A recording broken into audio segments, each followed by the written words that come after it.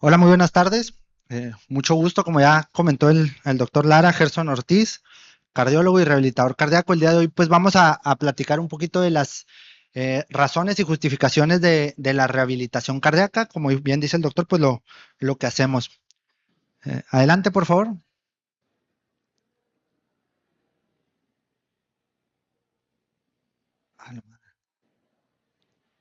Bueno, primero, rapidísimo. En la rehabilitación cardíaca, pues es un proceso en el cual la persona es restaurada a una óptima situación. Aquí es bastante interesante porque no nada más es física, sino médica, psicológica, social, emocional, sexual, laboral y económica. Entonces realmente es un trabajo bastante amplio y lo más importante es que debe de ser multidisciplinario. Tiene que jugar un rol importante el cardiólogo, psicólogos, nutriólogos, terapeutas ocupacionales, ¿sí? Para poder llegar a este objetivo. En cuanto a las indicaciones actuales, no puedo dejar pasar yo estas primeras slides, en la cual ustedes pueden ver en pacientes con insuficiencia cardíaca en la guía del 2021, pues nos comenta eh, los pilares del tratamiento tienen una indicación 1A, ¿sí? Pero igualmente el ejercicio es una recomendación 1A. Llama la atención que aquí desde el 2021 lo maneja únicamente como ejercicio, ¿sí? Que el paciente se le recomienda que debe hacer ejercicio. En cuanto a la hipertensión arterial, en las guías que salieron hace menos de una semana, el viernes pasado, igual lo incluyen en el mismo nivel de evidencia, en el mismo nivel de recomendación que los tratamientos antihipertensivos, el realizar ejercicio. Para 4 años después, 2024, la recomendación ahora sí viene un poquito más puntual. Realizar ejercicio aeróbico, 150 minutos, 5 a 7 días a la semana, y debemos de incluir ejercicio de resistencia, ya sea dinámico o isométrico, 2 a 3 veces a la semana. Igual, con la misma recomendación que el medicamento antihipertensivo. Igual de la semana pasada en fibrilación auricular. La anticoagulación con recomendación 1A y aquí introducen una palabra que igual llama mucho la atención y que es bastante importante. Es un programa personalizado, ¿sí? En los pacientes con fibrilación auricular, ya sea paroxística o persistente. Igual ese ejercicio, se empieza a ver indicaciones de tiempo, tipos de ejercicio y en la guía de fibrilación auricular de este año, lo más nuevo que tenemos ya te dice que tiene que ser un programa, no nada más ejercicio, tiene que ser algo personalizado.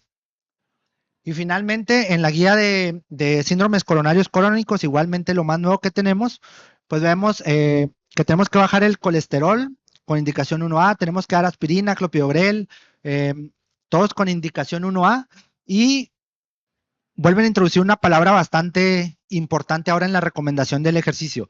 Sigue siendo 1A, pero debe ser un programa multidisciplinario, ¿sí? Basado en ejercicio.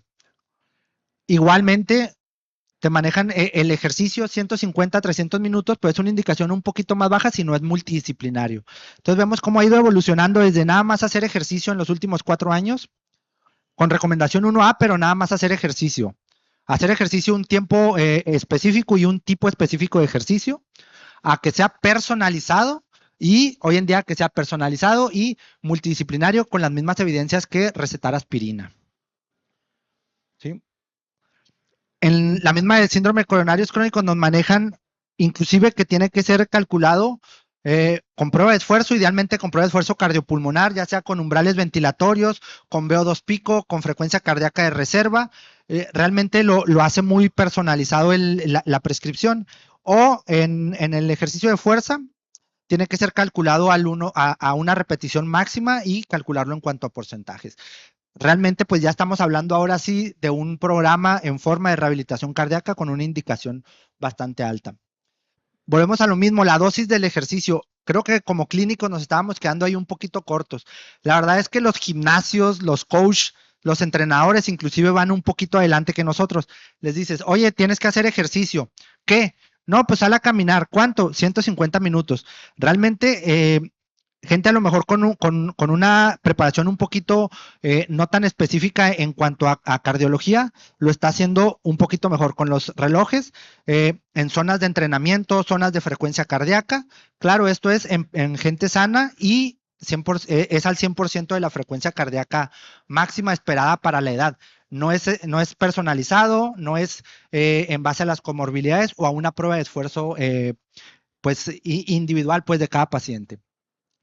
Pero igualmente es una información que tenemos desde el 2020. Podemos prescribir la dosis de ejercicio en base a dos opciones, ya sea por algo objetivo como la frecuencia cardíaca de reserva, el porcentaje del VO2 pico alcanzado en la prueba de esfuerzo cardiopulmonar, o por algo subjetivo como la escala de Borg. Aquí como lo escribieron en el libro de actualizaciones y controversias, pues la verdad es que debemos de llevar un protocolo amplio para poder prescribir o dar una dosis, ¿sí? Una dosis adecuada del entrenamiento para que tenga realmente un efecto. Ahora, en cuanto a las modalidades de rehabilitación cardíaca, pues es infinito el número de combinaciones, ¿no? Residencial, en teoría, pues se puede decir que tiene un poquito de mayor éxito. El paciente está como huésped, hospedado en un centro. Ahí se le da comida, se le controla la alimentación, se le controla el sueño, se controla las actividades, estrés, ansiedad, relajación, todo tipo de actividades, ejercicio, es ejercicio monitorizado, ¿sí? Pero pues realmente ahí se queda el mes o las 6 semanas del programa. Pero la realidad es cuando sale, hay que salir al mundo real, ¿no? En donde ahora te va a tocar preparar tus alimentos, llevar tú tus propios tiempos y ahí es donde se vuelve un poquito complejo. Ambulatoria es la que llamamos como basada en un centro, es la que realmente hacemos nosotros y la que estamos tratando de que se haga, se difunda en todo México, que es que el paciente se va de alta y regresa a un centro de rehabilitación cardíaca, ya sea un hospital o un consultorio, en el cual se realizan las sesiones, ya sea 4, 6 semanas, 8 semanas de sesiones monitorizadas por un equipo profesional. Domiciliaria es en casa, como su nombre lo dice, y con automonitoreo. Ahí se dice que pierde un poquito la vigilancia, la supervisión, pero se incrementa un poquito la adherencia, entonces pues hay que jugar con ello. Telerehabilitación es de lo más nuevo que hay, con sensores de frecuencia cardíaca, con electrocardiógrafo a distancia, con videollamada, con aplicaciones que se están desarrollando exclusivamente para rehabilitación cardíaca. Y finalmente las híbridas, que creo que todos estamos empezando a entrar un poquito en esta modalidad. Unos días en el hospital, pero unos días en el centro, pero en casa tiene que haber también un poquito de rehabilitación domiciliaria o de telerehabilitación. Bueno, en cuanto a si la rehabilitación cardíaca funciona o no funciona, pues eso es algo ya probado, ¿no? Disminuye la mortalidad cardiovascular en este metaanálisis del año pasado y disminuye la mortalidad cardiovascular y la mortalidad por cualquier causa. Entonces, pues ahí no hay mayor duda. En este metaanálisis incluyeron todos los tipos de rehabilitación cardíaca domiciliaria, basada en un centro, telerehabilitación o en hospedaje. Ahora, comparando entre la tradicional, que es la rehabilitación en un centro, contra la híbrida o en domicilio, podemos ver que realmente tenemos tendencia hacia la mejoría o a la superioridad en cuanto a la capacidad aeróbica calculada por METS y la resistencia, la tolerancia al esfuerzo en tiempo, si lo realiza por un experto en un centro de rehabilitación. Igualmente, en cuanto a la calidad de vida, es ligeramente superior si es una modalidad en un centro o si es híbrido. Igual, en cuanto a la presión, una tendencia hacia la mejoría si es en un centro en comparación si es basada en domicilio. Y a favor, igualmente, en la capacidad al ejercicio a 12 meses, si la rehabilitación cardíaca se llevó en un centro, Sí, si fue ambulatoria en comparado si fue domiciliaria. ¿Sí? Y la mortalidad total también discretamente a favor en cuanto a una rehabilitación basada en un centro. Bueno, como podemos ver, realmente la rehabilitación cardíaca no es algo nuevo. La indicación es una indicación 1A. Sí, es como no darle aspirina, no darle anticoagulante o no darle antihipertensivos a un paciente, no enviarlos a un programa de rehabilitación cardíaca.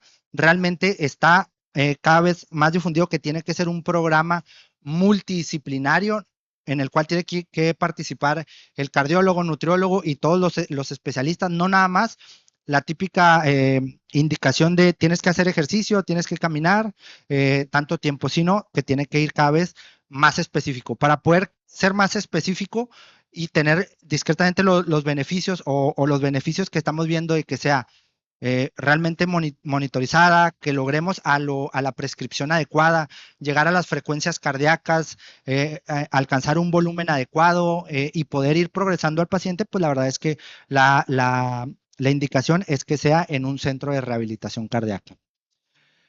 Eh, Importante mencionarlo todavía, barreras para la rehabilitación cardíaca supervisada hoy en día aquí en México, pues número de centros aún es bajo, ¿sí? Realmente no logramos, pues hay más salas de hemodinamia, hay más salas de electrofisiología, más salas de ecocardiografía, en comparación con realmente centros de rehabilitación cardíaca que estén realizando un abordaje multidisciplinario. El costo aún es elevado, pero ahorita van a platicar de ello en la siguiente charla. La referencia de los médicos sigue siendo baja, ¿sí? Hacia los centros de rehabilitación cardíaca. No hemos logrado que la referencia se incremente, ¿sí? Y creo que la telerehabilitación, o más bien la telerehabilitación todavía requiere ciertos dispositivos, supervisión, tiempo. Se decía que es para comunidades remotas, pero pues tiene que haber luz, tiene que haber internet, tiene que tener todos los servicios, ¿no? Entonces, está todavía en veremos y creo que hoy en día, pues lo que está en auge es empezar a implementarlo en forma híbrida, ¿sí? Para poder aumentar el número de gente que se beneficia de esto, ¿sí? Y sería todo el día de hoy. Gracias. Muchas gracias, Gerson, por tu presentación. Ya dejaremos un poquito a la discusión las áreas de oportunidad que tiene y por qué estos modelos híbridos quizás nos han venido a ayudar un poco, aunque la rehabilitación cardíaca supervisada, pues realmente bajo el ojo estricto del especialista, tiene un enfoque, ¿no?, particular para lograr sobre todo resultados también igual de supervisados. Evidentemente, una de las principales, yo no diría críticas, pero sí inquietudes que tiene la comunidad cardiológica o los profesionales de la salud que acuden eh, o que llevan más bien a sus pacientes a rehabilitación cardiovascular es qué tan costosa es. Y no solamente se implica en esto, qué tan costosa es, sino realmente si los costos de alguna forma se justifican por los beneficios obtenidos. Entonces, para la siguiente charla de por qué la rehabilitación cardíaca es costo efectiva y hablar un poco de esta evidencia, le voy a pedir por favor al doctor Marco Alejandro Reza Orozco, que también es cardiólogo, rehabilitador cardíaco y que no está Marco aquí, por cierto, sí. Ah, acá está Marco. Y que es que viene de varias charlas. Marco ya no lo dejamos, está soleado, ya no lo dejamos descansar. Ponla, tranquilo. Y que además tiene su propio centro de rehabilitación cardíaca en Chihuahua, Eficio Heart, donde ya tiene cierta experiencia, por supuesto, rehabilitando pacientes, que nos hable un poquito de este tema y de por qué la rehabilitación cardíaca es o no es costo efectiva. Un aplauso para Marco. Adelante, Marco.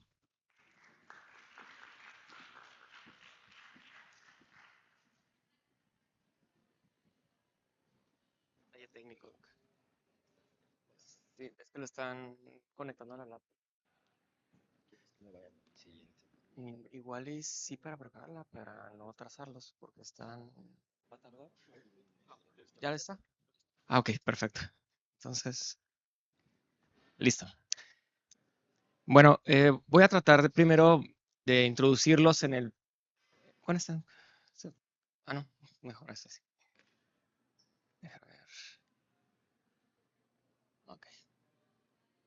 Ok, voy a tratar primero de mostrar un escenario del justificar qué está pasando con los programas de rehabilitación cardíaca de los centros que existen y la necesidad que hay y también lo que se ha demostrado del beneficio que nos dan.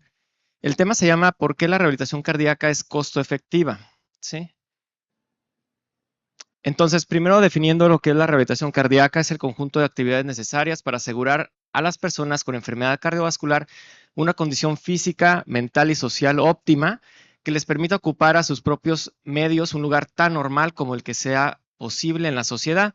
Y también, profundizando un poquito más, pues es un conjunto de maniobras terapéuticas de participación multidisciplinaria integrada por 4 pilares de atención: ejercicio físico, atención psicoemocional y control de factores de riesgo. Sabemos que la cardiopatía isquémica principalmente afecta a todo el mundo, siendo la primera causa de mortalidad, pero cuando queremos traspolarlo a cómo está atendida respecto a la rehabilitación cardíaca, nos encontramos que es escasa. Si bien hay una cobertura más o menos global, los países que tienen más centros tienen una referencia máxima aproximada de 35%. En Europa apenas llega a esos 20%. Claro que hay países que tienen un poquito más desarrollado, pero sería como la media. En México vamos al 9%, hay 45 centros en el país, ¿verdad? Pero todavía estamos en pañales. Ahora, ¿cuáles son las barreras que encontramos para esa referencia? Yo creo que primeramente es la del médico, la del cardiólogo, la del colega que no hace la referencia, que no nos ha dado el valor eh, de los beneficios que otorga la rehabilitación cardíaca, pero también hay barreras económicas, ciertamente, no nada más por el que sean centros privados o centros públicos. Hay una restricción económica para poder llevar a los pacientes a rehabilitar. Las distancias en los centros públicos, los pacientes tienen que trasladarse ahora sí que a los centros de referencia, ¿verdad? A Ciudad de México, a Guadalajara, dependiendo de dónde sea el paciente, pero en los centros privados del resto de los países, a veces tienen que viajar entre ciudades dentro de cada estado y eso pues hace más difícil el poder rehabilitar a un paciente, sobre todo cuando le ofreces modalidades donde los vas a tener cautivos cierto número de sesiones o semanas. Sabemos que la rehabilitación cardíaca ha demostrado beneficio ya con diferentes metaanálisis y ha demostrado la disminución de muerte, ¿verdad? Por cualquier causa. Ha reducido las hospitalizaciones, ha mejorado calidad de vida. Son diferentes los estudios que nos han mostrado esto y nos han demostrado que la rehabilitación cardíaca ha impactado dentro de la medicina. Entonces, ustedes ven que en este metaanálisis, pues hay en este primera...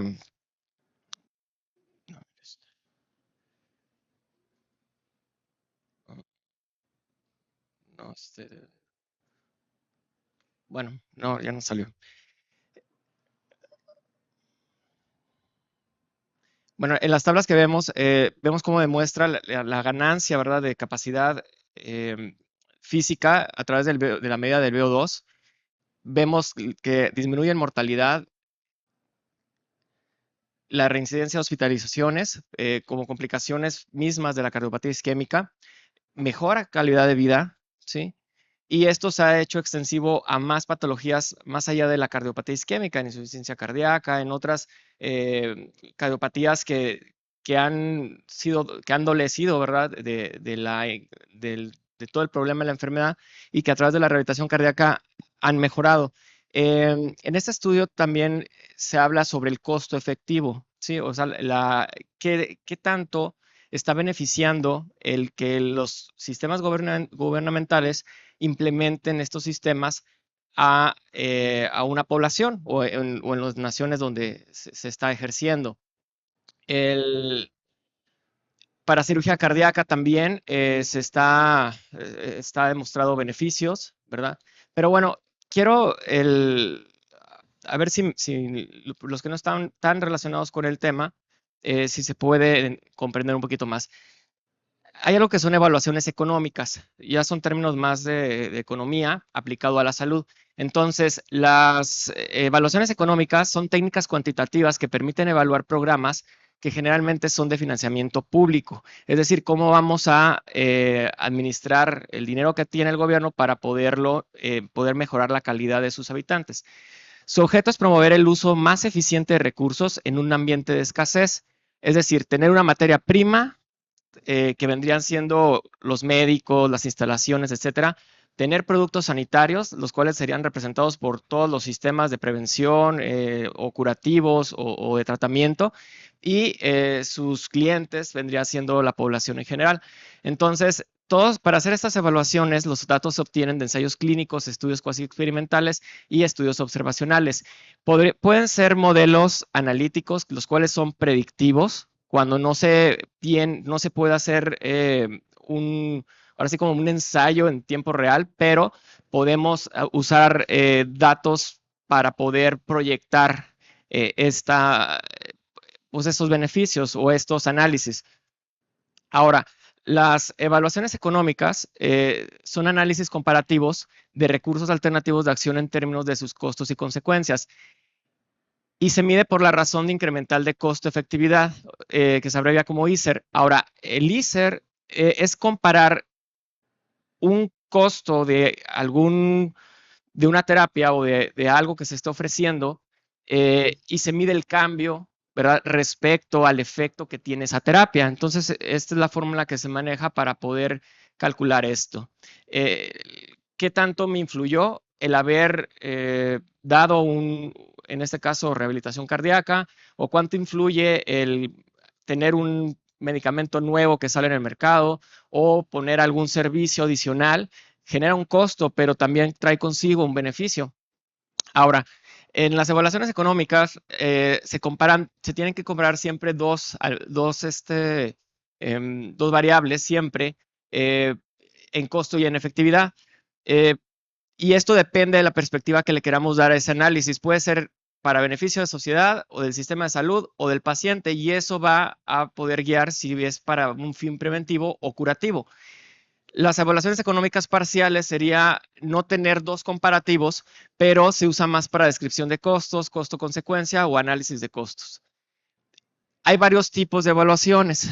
El análisis de costo-minimización, el cual va a comparar el costo de dos alternativas con un beneficio equivalente. Por ejemplo, atención de enfermedad crónica estable hospitalaria contra domicilio.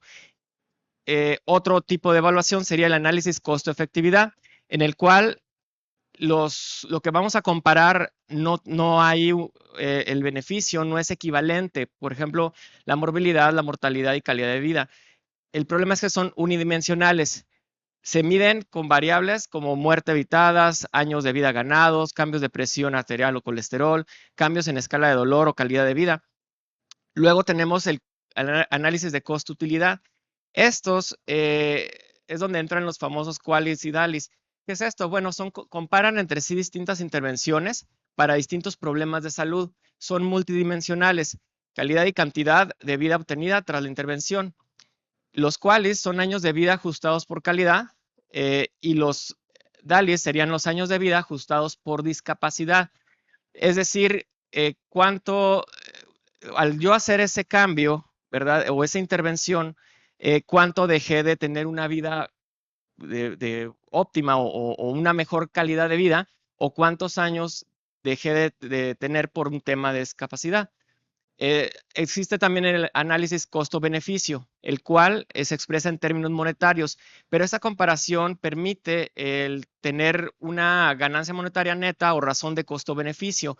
Para esto se hace para poder, ahora sí, comparar y hacia dónde va el recurso, si se va para la salud, para el transporte, para la educación, ¿verdad? Entonces, todos este tipo de evaluaciones se hacen para poder tomar decisiones a nivel gubernamental, ¿verdad? O de los sistemas de salud en general. Ahora, tenemos el plano costo-efectividad, en el cual tenemos en la línea horizontal la efectividad hacia la izquierda sería más efectivo y hacia la derecha menos efectivo. Y tenemos en el plano de las Y, hacia arriba el mayor costo y menor costo. Entonces, si yo tengo algo que no sea tan costoso, pero me da mucha efectividad, pues claro que todos lo queremos. Sería un escenario del resultado de haber hecho alguna intervención. Si yo tengo algo que es efectivo, pero más caro, pues bueno, voy a valorar qué tan bueno, qué tanto me conviene hacerlo. Si tengo ahorro, pero no sale tan bueno, pues también la pienso, porque a veces no puedo adquirir lo que es bueno y caro, pero puedo a lo mejor valorar si me conviene algo en ese cuadrante. Y tengo también algo, puede ser algo costoso y malo, ¿verdad? Entonces, proyectado así, tenemos que los extremos, más efectivo, menos costo, y más costoso, menos efectivo, se les llama dominantes. Esos por lo general hay una tendencia, o sí lo quiero o no lo quiero. Pero los otros dos son, nos ponen a pensar, ¿verdad? No están tan definidos. Ahora, yo puedo trazar un umbral. Este umbral me va a permitir tener como una guía de cuánto yo voy a valorar el que me cueste algo, pero que me dé un beneficio que sea aceptable, ¿verdad? Y ahí es donde entra el concepto de los quali. Ahora, si yo tengo una intervención y puedo posicionarme en ese punto, entonces voy a decir que es costo efectivo, ¿sí? No sé si hasta aquí se entendió. Bueno.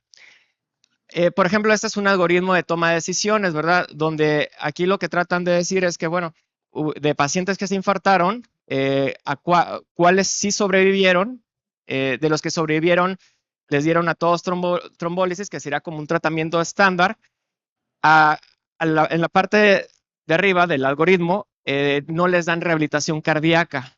Al final, se genera un gasto, ¿verdad? Y en la parte de abajo sí les dan rehabilitación cardíaca. Como se sabe que la rehabilitación cardíaca tiene una reducción de un 25% en la mortalidad, entonces hay una diferencia de gasto, ¿verdad? Y de beneficio, el cual aquí lo proyectan como años de vidas ganados. Entonces, eso cuando lo traspolan a un plan, un plano de costo efectivo, vemos que del punto A al punto B queda en ese cuadrante ideal y determinar qué es un costo efectivo. Por ejemplo, es un artículo que habla de la enfermedad de Chagas. Lo evaluaron en Brasil. Eh, Fueron 30 pacientes, les dieron, ya habían desarrollado cardiopatía chagásica crónica, y como estos pacientes se sabe que demandan tratamiento médico, desfibriladores, inclusive trasplante, ¿verdad? Entonces, evaluaron el beneficio que le daba la rehabilitación cardíaca. Este es el gasto que ellos proyectaron. Se tiene que usar unidades como más uniformes, ¿verdad? Que sean comparables a nivel internacional. Y aquí usan eso de paridad de poder adquisitivo, que vienen siendo 2.18 reales brasileños y equivalen a 7.74 pesos mexicanos. Cuando se hace una evaluación, ¿verdad? De la intervención, vemos que hay una diferencia entre los controles y a quienes sí les dieron rehabilitación en los primeros 3 meses, a los 6 meses, pero que el desenlace final sí nos da un incremento en costos, inclusive valoran el incremento en VO2, ¿sí? Y concluyen, al traspolarlo en este plano cartesiano, que sí da un costo efectivo. Hay varios estudios donde se han determinado el beneficio de rehabilitación cardíaca. Por ejemplo, este primero lo valoran en 1.065 a 71.000 dólares por quali. En el segundo, de hecho, en Australia, es 6.096 por quali. Y en este que les acabo de presentar fueron 26.472 por quali. Pero también le dieron un valor a cuánto se ganaba por cada unidad de VO2 de 1.800, para en Brasil tener menos de 14.602 ya es costo efectivo. Quiere decir que rehabilitar pacientes bajo esta enfermedad tiene un costo efectivo y conviene, ¿verdad? un metaanálisis donde empezaron a desglosar varios estudios, ¿verdad? Multicéntricos. En todos ellos trataron de hacer esto, de evaluar cuánto se gastaba, cuánto se beneficiaba, en algunos con QALYs, otros con DALYs, y me llamó la atención que también ya empezaban a meter las tecnologías nuevas, ¿verdad? Hacer telemedicina, y en todos ellos se veía que había un beneficio. Hay algunas intervenciones que ellos mencionan que son sobre psicología, ¿verdad? Que ya es dominante y bueno, pues no había duda de que sí tenía un beneficio. La mayoría de los estudios concluyen que la rotación cardíaca era rentable frente a ninguna y esto ajustado a QALYs, ¿verdad? La evidencia sugiere que la rotación cardíaca es rentable, especialmente en el ejercicio como componente. Y ya por último, por ejemplo, en el Medicare en Estados Unidos, cuando los padecimientos se les da una valoración, puesto dependiendo cuánto va a gastar el padecimiento o la intervención que se va a hacer, ¿verdad? Se determinan umbrales. Entonces, si está debajo del umbral, los pacientes no pagan esa intervención. La rehabilitación cardíaca en los diferentes escenarios de cardiopatía isquémica no complicada, si se fijan, está entre esos umbrales, a lo mejor pagan un poquito, pero les va bastante bien. En la insuficiencia cardíaca con FEBI baja está por debajo de ese umbral, entonces no pagan. Y en el tratamiento, bueno, los pacientes que son para prevención con globo RIS bajo, están por muy debajo de ese costo. Entonces, también se hace un costo efectivo. Ya para concluir, los programas de rehabilitación cardíaca son insuficientes para necesidad de cardiopatías. El análisis de costo-efectividad permiten tomar decisiones administrativas de gasto público para los sistemas gubernamentales. La rehabilitación cardíaca ha demostrado gran impacto en la morbimortalidad y calidad de vida. La rehabilitación cardíaca ha demostrado costo-efectividad, pero hace falta más evidencia para establecer mejor análisis de costo-efectividad dentro de la rehabilitación cardíaca. Y es todo por mi parte. Gracias, Marco. Un tema muy complejo, porque evidentemente hablar de ICURS y CERS, de QALYs, DALYs, de la cruz de la costo-efectividad, no es sencillo, pero bueno, creo que las conclusiones han quedado claras con respecto al tema. La rehabilitación cardíaca ha crecido tanto y el nivel de referencia que se suplica a la comunidad cardiológica también, que realmente hemos pasado de tener indicaciones muy específicas, sobre todo en cardiopatía isquémica y insuficiencia cardíaca, a casi todas las cardiopatías. Y esto ha ido cambiando paradigmas dentro de la ciencia aplicada a la cardiología en los últimos años. El doctor Daniel Pineda nos va a hacer justamente ahorita un breviario bastante sucinto sobre cuáles han sido las ampliaciones de las indicaciones terapéuticas en rehabilitación cardíaca en los últimos años. Adelante, Dani. Un aplauso para él también, por favor. Está bien, está bien. Muchas gracias. Buenas tardes a todos. Vamos a ver ahora entonces algunas de las tradicionales a las nuevas indicaciones de rehabilitación cardiovascular.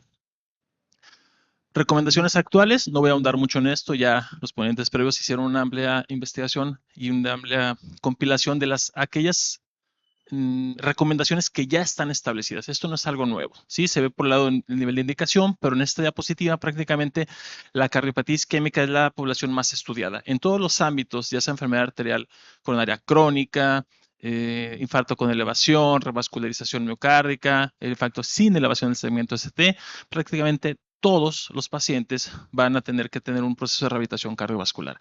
Estas guías no hacen especificación si fue 1, 2, 3 vasos, prácticamente todos. ¿Por qué? Porque sirve. Y es una manifestación, pues un proceso que es costo efectivo. Todos los pacientes requieren participar en un programa de rehabilitación cardíaca, reducción de mortalidad hasta el 22%, hospitalizaciones también. Las nuevas guías 2024 ya amplían un poquito a la rehabilitación basada en casa, que también va a tener algunos bemoles. Prevención también cardiovascular, todos tienen que hacerlo porque reduce mortalidad, tanto cardiovascular por todas las causas, así como mejoría de los síntomas, incluso también hacer entrenamiento deporte. Eso nos dicen los europeos, los americanos también nos dicen eso, y también la segunda población quizá más estudiada es insuficiencia cardíaca.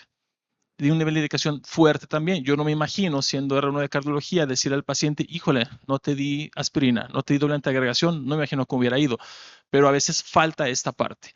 En los pacientes de insuficiencia cardíaca, incluso la población más grave, más severa o el último tratamiento que hay en cardiología, que es el trasplante cardíaco, también necesitan rehabilitación previo en el momento trans y posterior al trasplante.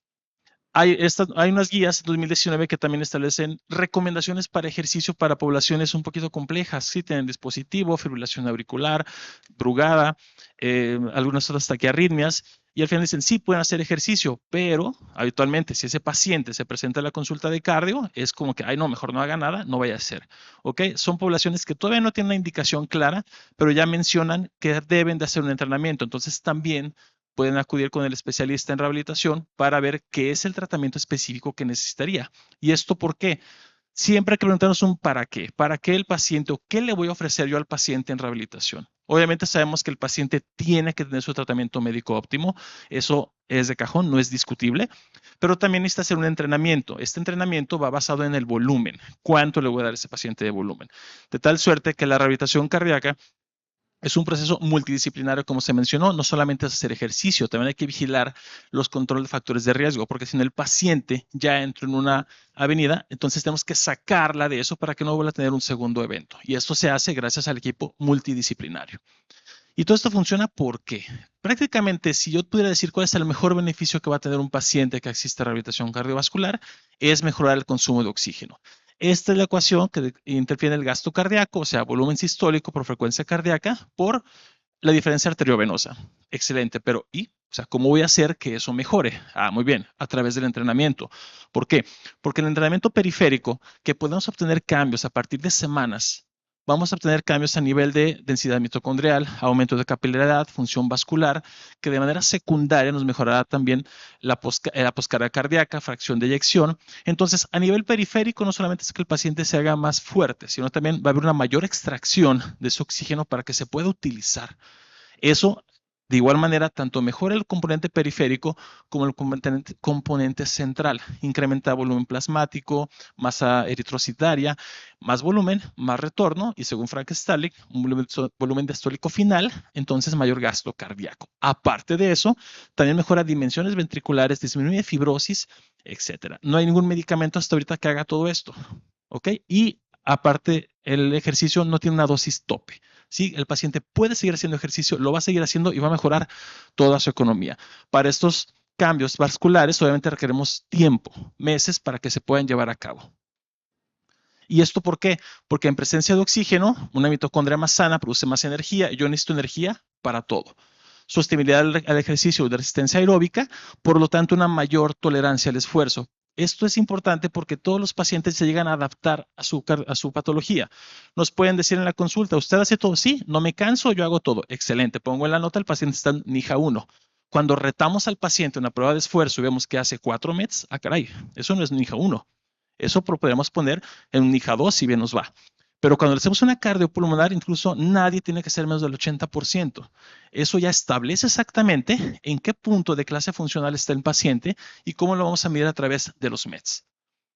Ahora, habitualmente, los pacientes, los colegas, algunos otros médicos creen que nada más nos basamos en lo de arriba. Vamos a hacer ejercicio, hacer un entrenamiento concurrente, pesitas y ya. Esto va más allá porque sabemos que trabajando estos 3 órganos componentes del consumo de oxígeno, vamos a trabajar tanto a nivel molecular incluso, pero también a nivel hemodinámico, mejoría de la ventilación, mejoría de esa perfusión de oxígeno a nivel pulmonar, obviamente trabajando corazón, mejorando la diástole, la sístole, la utilización de ese ATP a través de ese músculo miocárdico.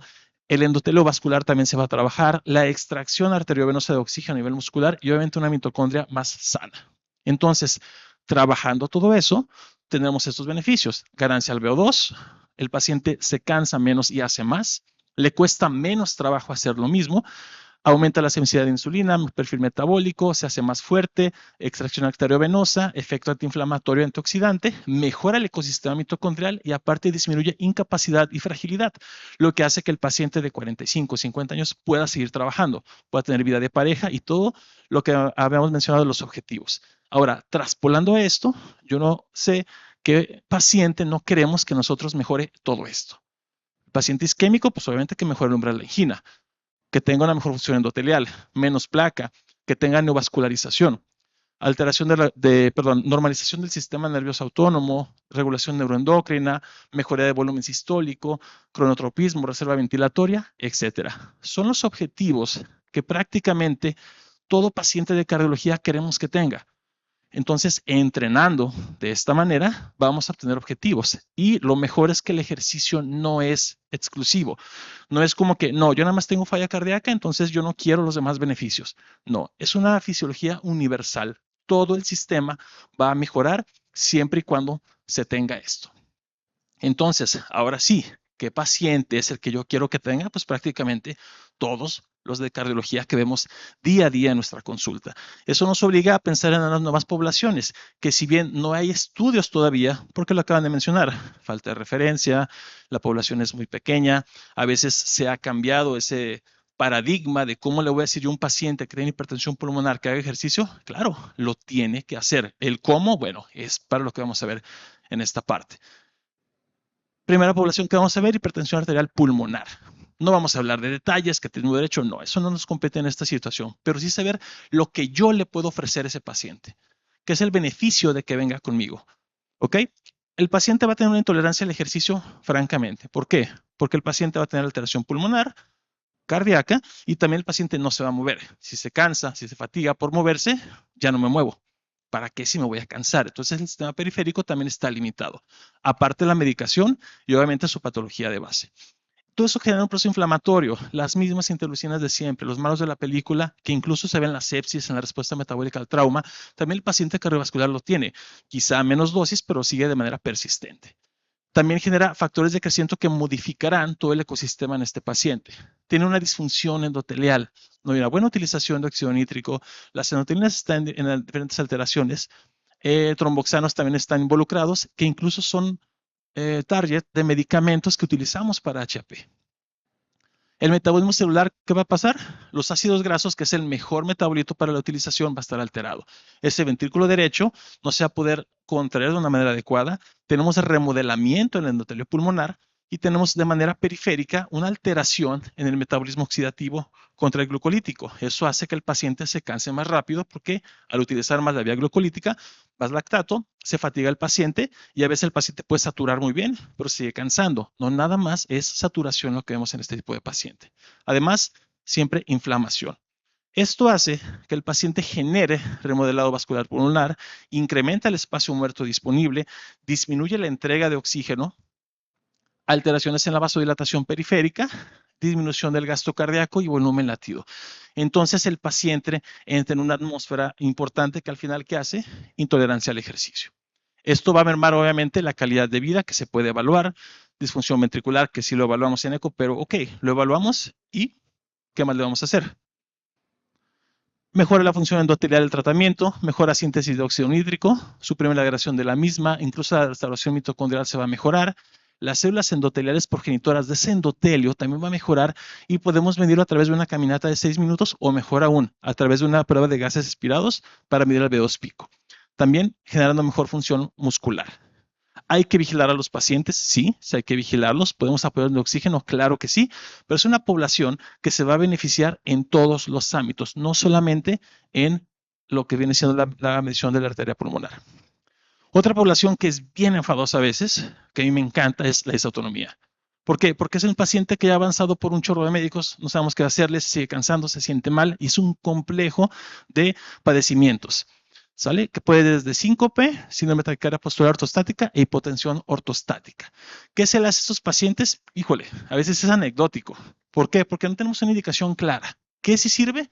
Educación. Sentarse con el paciente, decir, no te vas a curar, pero puedes mejorar mucho, sí, si modificas tu estilo de vida. Eso involucra hacer un ejercicio. Oiga, pero es que yo me mareo, me canso, me desmayo, no tolero. Ok, tienes que hacer una metodología.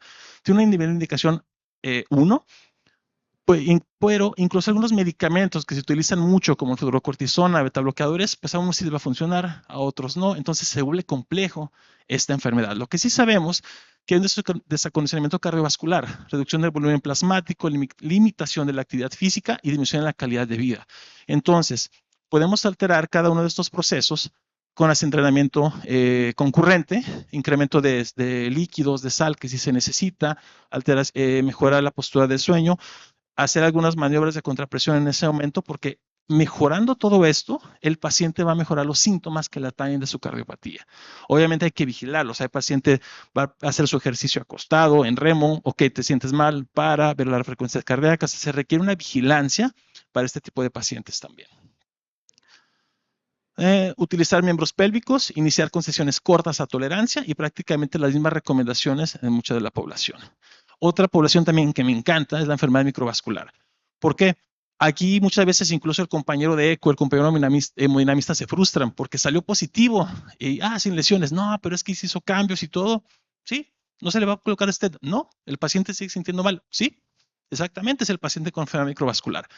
Predomina mujeres, mucho costo porque se hacen procedimientos de repetición, incrementa el riesgo cardiovascular, a pesar que no tenga nada, le sigue pasando eventos a estos pacientes, siguen con angina, deterioro de la clase funcional. Esto es importante, terapia farmacológica, pero es como empírica. Medio que anticoagúlalo, pero no, de calcio antagonista, pero no hagas nada porque te va a crear dolor. Entonces, depresión y calidad de vida porque ni tiene, pero sí tiene enfermedad del paciente. Entonces, se vuelve complejo. Y esta enfermedad se asocia a disfunción endotelial, estrés oxidativo, incrementos de presión, obviamente factores de riesgo que tenemos que mejorar y también la enfermedad microvascular nos va a llevar a todo este tipo o esta gama de enfermedades que al final se pueden mejorar gracias a los beneficios del entrenamiento que ya hemos visto.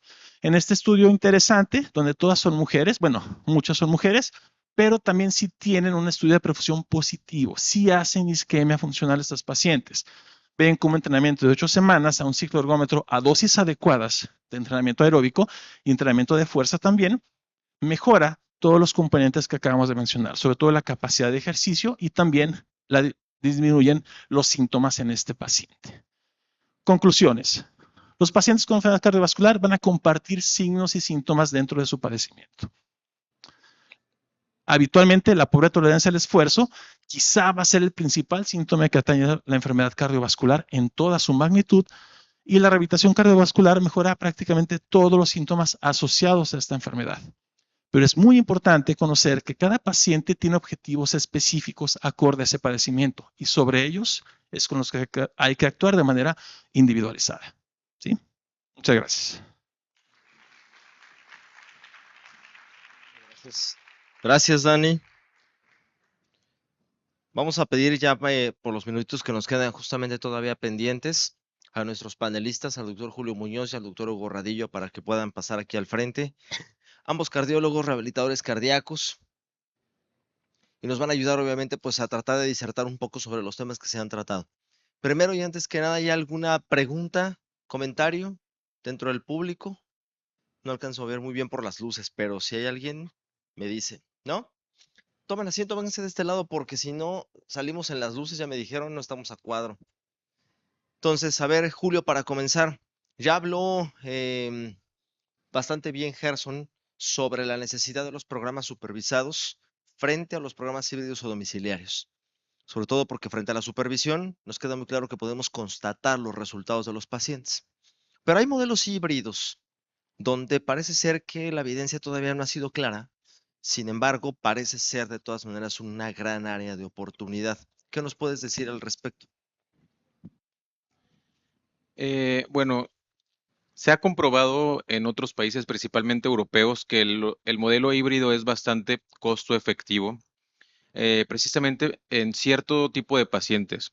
Obviamente, si el paciente es de alto riesgo, más que algún otro, por ejemplo, insuficiencia cardíaca que realmente se puede descompensar muy fácil, o pacientes de la tercera edad, o pacientes que hacen una arritmia, digamos, que pone en peligro su vida, sí es complicado. Pero en otro tipo de pacientes en los cuales son más estables, por ejemplo, isquémicos, por ejemplo, pacientes posoperados que realmente se les ha hecho ecos, o sea, les ha ido bien, está comprobado que si lo hacen de manera híbrida o domiciliaria y de repente ir a un centro de rehabilitación a su refuerzo, pueden tener un apego adecuado y más que nada porque influye mucho el traslado y la red de apoyo. Esta cuestión es importante porque muchas veces el paciente tiene que ir acompañado o ser llevado a un centro de rehabilitación cardíaca y no siempre se puede contar con ese recurso. O necesita un familiar o un cuidador que lo esté acompañando a estas sesiones y no siempre está presente, ¿no? Entonces, creo que es un plan bueno. En teoría funcionaría bien y reduciría costos, pero la cuestión es esta, ¿no? ¿En quién sí y en quién no?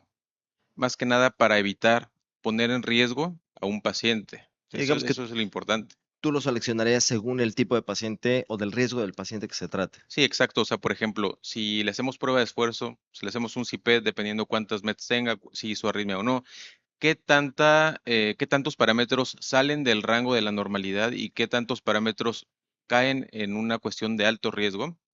Por ejemplo, un grupo D, estos pacientes en los cuales necesitan el mayor apoyo, la mayor cantidad de semanas vigilados y valorar si realmente ellos pueden estar en casa o no. Porque ¿cómo los vigilas? Con un monitor, ¿de qué tipo? Sí, claro. Más que nada es esto. Y habrá que ver que Entonces, tenga las tecnologías para ello, ¿no? exacto, porque nosotros creo que nuestro país todavía no está preparado para poder solventar este tipo de tecnologías, de mantenerlos vigilados a distancia en Hu- cuanto a recursos. Hugo, ¿tú qué piensas de esto? Sobre todo pensando en que, por ejemplo, los pacientes con insuficiencia cardíaca, cuando los comparan en los estudios clínicos a los que están supervisados versus a los que están en entrenamientos domiciliarios, la costo-efectividad, hablando de la charla de Marco, termina siendo mejor en quienes están supervisados, a pesar de que cuesta más. ¿Por qué? Porque la efectividad supervisada por lo menos nos lleva a resultados. Parece que caemos aquí en una especie como de polémica, ¿no? Y con respecto a lo que dice Julio, ¿tú qué piensas al respecto? Sí, claro, como lo comentó Marco, o sea, costo efectivo lo puedes ver desde varios puntos, ¿no?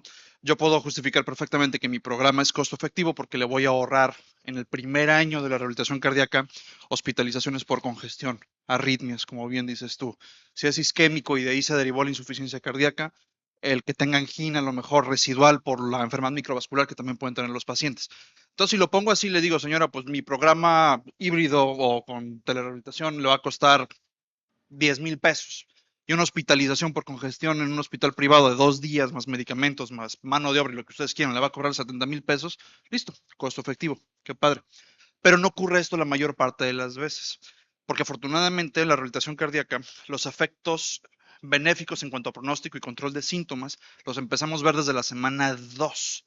Entonces, si yo pongo eso y la aseguradora lo sabe, me va a decir, bueno, pues entonces es muy efectiva y el costo a lo mejor necesariamente yo lo puedo, pues no sé, derivar en 3 o 4 desenlaces.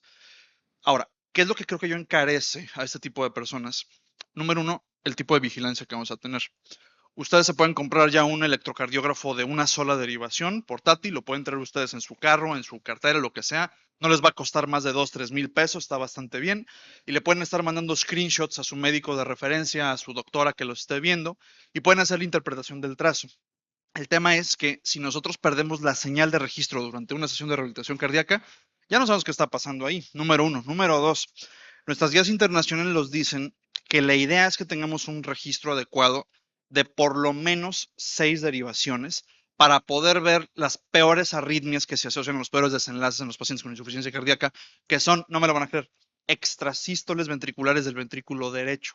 Si ustedes nada más tienen una telemetría de un solo canal y la están cambiando, pues no, ni la van a poder cambiar porque nada más van a tener un D1, no es D2, a diferencia de la creencia popular, el vector va de aquí para acá, es D1, pues no van a poder ver ni de dónde viene la extrasístola ni de qué altura viene. Entonces, de ahí estamos en un problema. Entonces, ¿es costo efectiva a expensas de qué? A expensas de que estás sacrificando la seguridad del paciente en el remoto caso que puedas tener algo, o de que realmente le estás ahorrando unos centavos. Yo en lo personal no lo haría. Ahora, realmente los programas de rehabilitación cardíaca son bastante seguros, hay una demostración fehaciente de esto.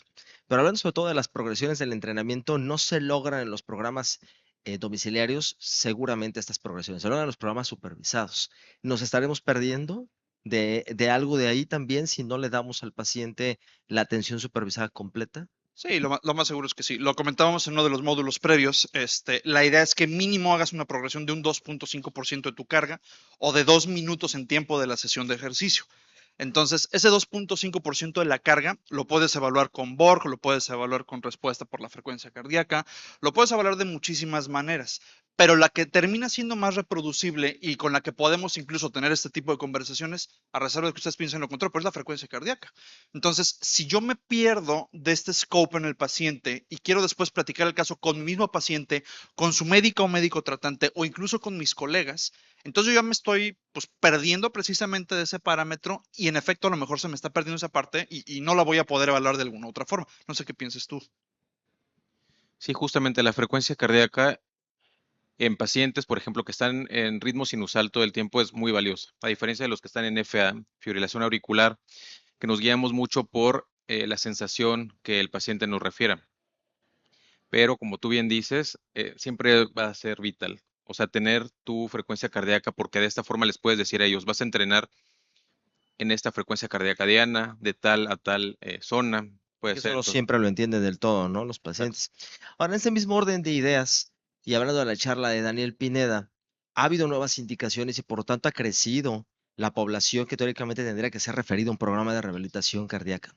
No hay suficientes centros en México, aún en RENAPREC, donde 45 centros parecen ser ya más, un número mucho más nutrido, no es suficiente para alcanzar todas las necesidades. Aquí mismo en Monterrey realmente hay, si acaso, 1 o 2 centros certificados. No puedo mandar a todos los pacientes realmente indicativos, entonces se antoja utilizar programas no nada más supervisados, sino también híbridos y domiciliarios. Decía Dani, por ejemplo, los pacientes con disautonomía han pasado por cuántos médicos, bien dijiste, y con tantos médicos que ha tocado puertas, pues ya tiene que llegar quizás con un especialista que sepa además cómo rehabilitar a un paciente que se siente tan mal haciendo ejercicio. ¿Cabría aquí entonces también hacer una diferenciación por poblaciones especiales o por cardiopatías? ¿Qué piensan los dos?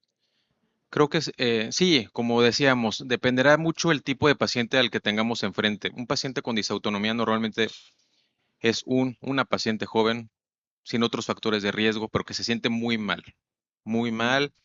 no puede hacer su vida normal, por así decirlo, por tanto síntoma, ¿no? Entonces, digo, como quiera, creo que sí podríamos rehabilitar ese tipo de pacientes. Yo soy fan de rehabilitarlo cara a cara, ¿no? Como usted dice, sí, hay muchos estados de la República todavía que no tienen un solo centro de rehabilitación. Esperemos que esto cambie en el futuro, pero sí se antoja. Estos pacientes, sabes que puede ser que se sientan muy mal, puede ser que tengan lipotimia, síncopes, pero en sí es muy probable que no vaya a tener un desenlace fatal. Bien, sí, se puede sentir muy mal, sí puede llegar a tener algún tipo de lesión, pero van a ser leves, ¿no? Entonces dices, bueno, podría ser en ellos. Sin embargo, en otros pacientes realmente no, Quizás pacientes más deteriorados, con exacto, insuficiencia cardíaca, con muy hipertensión frágiles, pulmonar, insuficiencia, con mucha carga rítmica. exacto. Hugo, ¿tú qué piensas? Yo veo a Julio de pronto ahí como que tocando un poco más la permisividad de que vayan a programas híbridos. ¿Tú qué piensas de esto? Si es específicamente en el tema de disautonomía, a lo mejor puedo negociar un poquito más, porque digo, es un debate que hemos tenido muchas veces a puerta cerrada, incluso entre nosotros mismos, sobre a qué paciente le permites, al de riesgo alto, al de riesgo bajo, y si es de riesgo bajo, qué tan bajo va a ser como para que lo consideres ahí. Pero pues puedo cerrar mi comentario diciendo algo que mencionaba Gerson en su plática, ¿no? La rehabilitación cardíaca la administramos o la deberíamos de administrar según las necesidades de cada paciente, no de cada diagnóstico. Una persona que a lo mejor tiene disautonomía, en donde tiene un componente mixto por el componente vasopresor más POTS, a lo mejor se la puede perfectamente bien haciendo entrenamientos alrededor de unos, que les gusta? 4 o 5 meses, una cosa por el estilo, pero una persona que a lo mejor predomina nada más el POT si no tiene algún otro tipo de cosa, ni siquiera lo voy a poder yo entrenar parado, ¿no? A ese tipo de pacientes porque se me van a estar desmayando, se van a sentir muy mal. Entonces, si a este tipo de pacientes yo les permito que se vayan a casa y que de forma remota me manden una videollamada, me manden una cosa por el estilo, y sesión tras sesión, perdón, estoy teniendo yo eventos de lipotimia, eventos de mareo que me limitan la progresión, pues ¿para qué lo mando para allá? Si lo puedo, como bien dices tú, tener cara a cara, ver los patrones de cambio de la frecuencia cardíaca y en ese momento incidir y no tenerla acostada todo el santo día, todo el santo programa. Y que te podría pasar lo mismo con pacientes con insuficiencia cardíaca que tal vez no tienen la necesidad, Claro. hablando de necesidades, de estar en un programa supervisado. O pacientes incluso que se les revascularizó nada más un vaso de forma percutánea, la DEA, y no tiene ningún otro vaso, no hace un umbral isquémico, no hay arritmias y tiene más de 10 metros en la prueba de ejercicio y dices, ¿para qué lo rehabilito? O un paciente con marcapasos, O o paciente con un paciente marcapasos. con un desfibrilador. Hay que entender que la rehabilitación cardíaca es interdisciplinaria. Entonces, muchas de las intervenciones, más allá del entrenamiento físico, no hay que obviarlas, las va a seguir necesitando. Pero ahí creo que también las estrategias no supervisadas pueden caber un poco más. En fin, creo que es un debate con los 3 temas y charlas que hemos tocado a lo largo del simposio, que se podría extender más, pero por horas del tiempo vamos a tener que dejarlo aquí. A menos de que alguien tenga alguna duda o pregunta, bueno, pues aquí están nuestros ponentes o nuestros disertantes para ello, pero les agradecemos a todos pues muchísimo su atención, ¿sí? Y buenas tardes a todos.